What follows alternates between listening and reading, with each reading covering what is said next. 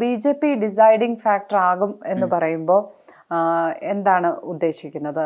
അല്ല, BJPക്ക് കൂടുതൽ സീറ്റുകൾ കിട്ടും. BJPക്ക് നല്ല വിധത്തിലൊരുവിധം നന്നായിട്ട് സീറ്റുകൾ കിട്ടും. കാരണം ഇപ്പം ഞാൻ നോക്കിയെടുത്തോളം കൂടുതൽ ആളുകൾ BJPയിലേക്ക് വരുന്നുണ്ട്. അതിൻ്റെ എണ്ണം കൂടും. ഒരു 2 മാസം ഒക്കെയാണ് ഞാൻ എൻ്റെ മനസ്സിൽ, ഞാൻ എൻ്റെ അറിയുന്ന രാഷ്ട്രീയം വെച്ചിട്ടാണ് ഞാൻ പറയുന്നത്. ഒരു 2 മാസത്തിനുള്ളിൽ കോൺഗ്രസ്സിൽ നിന്ന് കുറേ ആളുകൾ ഇതിലേക്ക് വരും. കാരണം അവർക്കൊരു ആത്മവിശ്വാസം പോയി. ഈ പുനഃസംഘടനയോട് കൂടിയിട്ടാണ് അത് കൂടിയത്. അതുവരെ അധികാരത്തിൽ വരും എന്നൊരു ചെറിയൊരു ധൈര്യം കോൺഗ്രസ്സുകാർക്ക് ഉണ്ടായിരുന്നു, അത് പോയി. കെ മുരളീധരൻ്റെ കോൺഗ്രസ്സിലെ ഭാവി എന്തായിരിക്കും? അല്ല, അത് അദ്ദേഹത്തിനോട് തന്നെ ചോദിക്കണം. കാരണം ഞാൻ അദ്ദേഹത്തിൻ്റെ രാഷ്ട്രീയം ഞാൻ ഇന്ന് പറയണല്ല അദ്ദേഹം നാളെ ചെയ്യുക.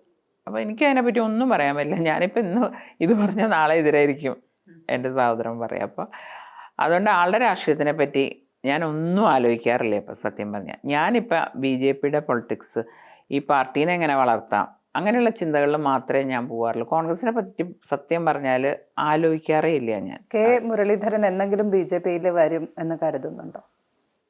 അല്ല, ഒന്നും അസംഭാവ്യമല്ല.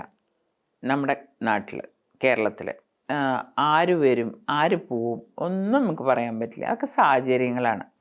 അപ്പോൾ ഇപ്പോഴത്തെ ഒരു പ്രഡിക്ഷൻ യാതൊരു ഇതുമില്ല. ഞാൻ അതിനെപ്പറ്റി അതുകൊണ്ട് തന്നെ ആര് വരണോ എന്ത് പോകണോ, പക്ഷെ എനിക്കറിയാം കോൺഗ്രസ് നല്ലൊരു വിഭാഗം ഇങ്ങോട്ട് വരും എന്നുള്ളത്. എനിക്ക് എന്താ പറയണത്, ഞാൻ പലരോടും ഇപ്പോഴും എനിക്ക് അതിൽ സുഹൃത്തുക്കളുണ്ട്. എല്ലാ പാർട്ടിയിലും എനിക്ക് സുഹൃത്തുക്കളുള്ള ആളാണ് ഞാൻ. എനിക്ക് തോന്നിയിട്ടുള്ളത് കോൺഗ്രസ് ഈ പറഞ്ഞ മാതിരി ഏത് രീതിയിൽ പോകും നമുക്ക് 2 മാസത്തിനുള്ളിൽ അറിയാൻ പറ്റും. BJPയുടെ പൊതുപരിപാടികളിലൊന്നും നമ്മൾ വിചാരിച്ചത് പത്മജ വേണുഗോപാൽ വലിയ ഒരു നിറസാന്നിധ്യമായിരിക്കും എന്നാണ്. പക്ഷെ അങ്ങനെയൊന്നും കാണുന്നില്ലല്ലോ. അല്ല, ഞാൻ ഇലക്ഷൻ സമയത്ത് നന്നായിട്ട് ഇത് പോയിരുന്നു. അപ്പം പിന്നെ നമ്മളൊരു പാർട്ടി പോസ്റ്റില്ലാണ്ട് നമ്മൾ വെറുതെ അങ്ങനെ ഒരു ആൾക്കാരെ കൂട്ടത്തിൽ പോയിരിക്കുമ്പോൾ അവർക്ക് വിഷമം, എനിക്ക് വിഷമമൊന്നുമില്ല. ഞാൻ ഏത് താഴത്തെ നിലയിലും പോയിരിക്കുന്ന ആളാണ്. അപ്പോൾ ഇപ്പോൾ ദേശീയ കൗൺസിലിലേക്ക് എന്നെ എടുത്തിട്ടുണ്ട്.